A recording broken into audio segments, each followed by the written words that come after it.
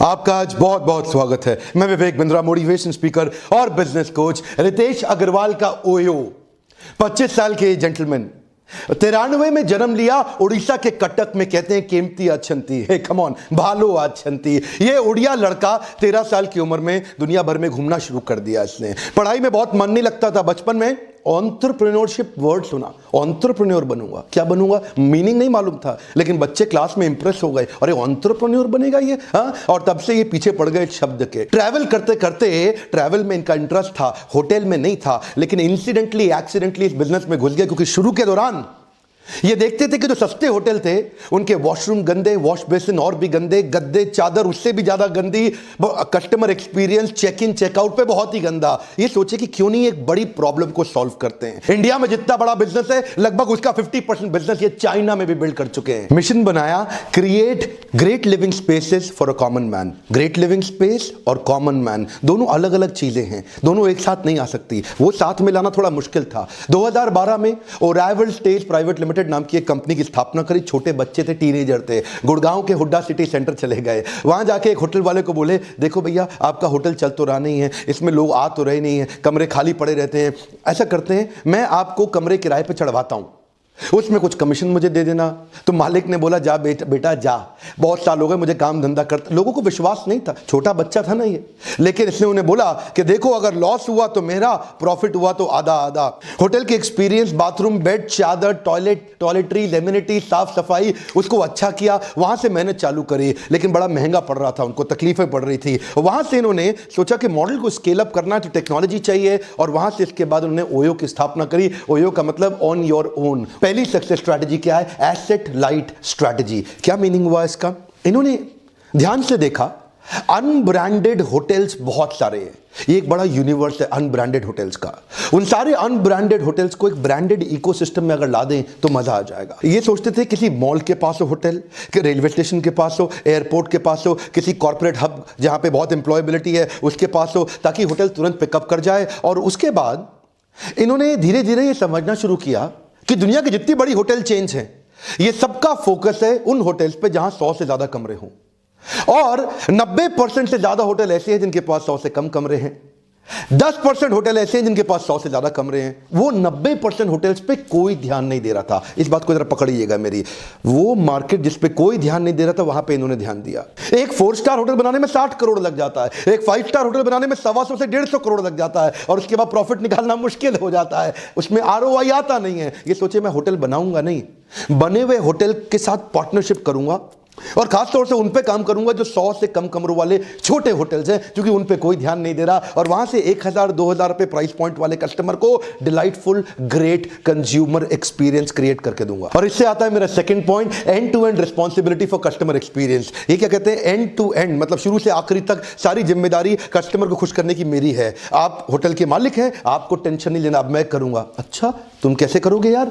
ऐसा होटल का मालिक इनको बोला। तो क्या बोले, जब कस्टमर को होटल ढूंढना होता है वो मैं कराऊंगा कि आसानी से उसको होटल मिल जाए, बुकिंग कैसे आसानी से हो जाए, check in easy, checkout easy, और अंदर सारे वर्ल्ड क्लास एक्सपीरियंस। इससे इन्होंने बिल्ड किया अपनी तीसरी स्ट्रैटेजी, जिसको क्या बोलते हैं? Predictability will bring repeatability. अब प्रिडिक्टेबिलिटी का मतलब क्या हुआ? ध्यान से देखते थे, क्या चीज चल रही है उसको रिपीट कर दो, जो चीज बढ़िया चल रही है उसको रिपीट कर दो। तो इन्होंने क्या किया? अफोर्डेबल बना दिया, प्रिडिक्टेबल बना दिया, और हर जगह अवेलेबल बना दिया। अब चाहिए था इनको स्पीड और स्केल, तो उसके लिए इन्होंने बिल्ड करी टेक्नोलॉजी। चौथा point, technology for speed and scale. ये जानते थे अगर मुझे तेज चलना है और बड़ा करना है तो टेक्नोलॉजी बड़ी इंपॉर्टेंट है। 8 साल की उम्र से इन्होंने कोडिंग शुरू कर दी थी, टेक्नोलॉजी के मामले में बहुत तेज थे।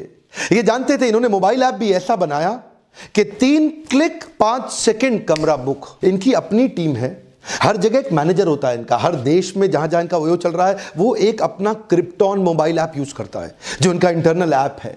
उस ऐप की मदद से ये वहां के हर होटल की प्रॉपर्टी का रेट ऑफ रिटर्न कैसा आएगा, उसका यील्ड कैसा आएगा, कितना कमाऊंगा, कितनी इन्वेंट्री उसमें चढ़ रही है, कितनी उसमें बुकिंग, उससे क्या होगा, ये उसके प्राइस पॉइंट को डिसाइड कर पाते हैं कि ये कमरा मुझे कितने रुपए में चढ़ाना है। थोड़ा मैं इसको साधारण भाषा में समझाता हूं। मान लो अगर इनके 10,000 होटल है तो हर होटल पे एक मैनेजर प्राइस पॉइंट के लिए लगाना पड़ेगा, तो मतलब 10,000 मैनेजर चाहिए। लेकिन अब क्या किया, इस क्रिप्टॉन ऐप की मदद से वो 10,000 लोगों का काम 50 लोग कर लेते हैं। इनका विराट रूप समझने के लिए 5वीं स्ट्रैटेजी समझिए, focus team for acquisition and expansion. ये एक अलग डेडिकेटेड फंक्शन, एक टीम बनाई है जिससे हम नए होटल्स, नए पार्टनर्स को एक्वायर करें और बिजनेस को एक्सपैंड करें। इस टीम का केवल यही काम है कि नई प्रॉपर्टीज के साथ पार्टनरशिप को कैसे बिल्ड किया जाए। अभी तो 2.25 लाख कमरे हैं, लेकिन अब इनका टारगेट है कि हर महीने 50,000 कमरे अपनी इन्वेंट्री में बढ़ाते चले जाएं। और ये कहते हैं 2023 तक इस रेट से हमारे पास 25 लाख कमरे हो जाएंगे, जो दुनिया की सबसे बड़ी होटल चेन से 2 गुना ज्यादा बड़ा होगा। आप सोच रहे होंगे ओयो तो तेज एक्सपैंड कैसे किया, ये छोटा सा बच्चा 24-25 साल का, ये किया कैसे इसने? देखिए ये टेक्नोलॉजी का कमाल है। एक्सपेंशन की जो अलग टीम बनाई है उसमें उन्होंने क्या किया कि दूसरा आदमी जब होटल के साथ पार्टनरशिप करता है 8 महीने लगाता है, ये 8 दिन में कर लेते हैं। कैसे करते हैं? मोबाइल ऐप से ही सब चीजें भेजते हैं, उनको ऐप डाउनलोड करा देते हैं, उनके साथ मोबाइल पे ही कॉन्ट्रैक्ट साइन करा के वापस मंगा लेते हैं। उसके बाद 15 दिन में प्रॉपर्टी को एकदम अपग्रेड कर देंगे, जो मैं पहले बता चुका हूं आपको, प्रॉपर्टी को सुंदर बना देंगे और चालू इस तरह से नई प्रॉपर्टी रोज एक के बाद एक। अब इतना तेज एक्सपैंड कर रहे हैं ना, जब एक्सपेंशन तेज है तो गलतियां भी तेज हो सकती हैं। उसके लिए इन्होंने बनाई 6ठी strategy, feedback to feed forward. इसका मतलब क्या हुआ? They say that we have a feedback driven strategy factory. जो भी कुछ करेंगे, जो भी कुछ नया लेकर के आएंगे, वो कस्टमर से लेकर के आएंगे। अब ये सारी टेक्नोलॉजी को चलाने के लिए ह्यूमन एलिमेंट मिस नहीं होना चाहिए, क्योंकि ह्यूमन ही तो टेक्नोलॉजी चलाएगा।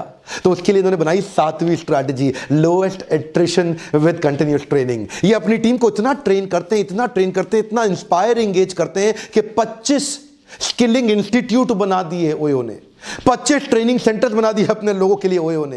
कंटिन्यूअस इतनी ट्रेनिंग देते हैं कि इनके जो 11 सीएक्सओ मतलब जो टॉप मैनेजमेंट के लोग हैं, वो जब से ज्वाइन किए उन 11 में से एक भी आदमी इनको छोड़ के नहीं गया कभी भी। आदमी हायर करने से पहले 5 चीजें देखते हैं, उसका स्किल कैसा है यानी कि कार्य कुशलता, उसका विल कैसा है यानी कि कार्य करने की इच्छा, उसमें हार्डवर्क करेगा कि नहीं करेगा, ये तीसरी बात, और चौथी चीज चेक करते हैं कि क्या वो मैनेज कर सकता है चीजों को, ऑपरेशंस, डेटा, नंबर, और 5वीं चीज क्या वो लीडर यानी कि मैनेजर भी और लीडर भी, लीडर मतलब इंस्पायर भी कर सकता है, तो मैनेज भी करे, इंस्पायर भी करे। इस तरह से बढ़िया टीम डेवलप करी। ठीक है, जो 7वीं स्ट्रैटेजी मैंने आपको बताई ना, ग्रोथ की, lowest attrition with continuous training, इसने इनको बड़ा फायदा दिया कि आज एयरबीएनबी मिल से टक्कर नहीं ले पा रहा। ट्रेनिंग का बहुत फायदा है सर, बहुत फायदा है। अपने ऊपर इन्वेस्ट करना चाहिए। यही आपका छोटा सा दिमाग जो आपको सब कुछ कमा के देगा, आप इस पे समय नहीं लगा रहे, इस पे पैसा नहीं लगा रहे। और मैं यही कल्चर इस देश में बिल्ड करना चाहता हूं। अमेरिका के अंदर हर एम्प्लॉय, हर बिजनेसमैन साल में 100 घंटे की ट्रेनिंग लेता है, और हमारे देश में साल में कोई 2 घंटे की ट्रेनिंग भी नहीं लेना चाहता। आपसे रिक्वेस्ट कर रहा हूं, अपने ऊपर कर रहे हो इन्वेस्ट, किसी पे नहीं कर रहे। ये जो लोग जीप पे इन्वेस्ट करते हैं,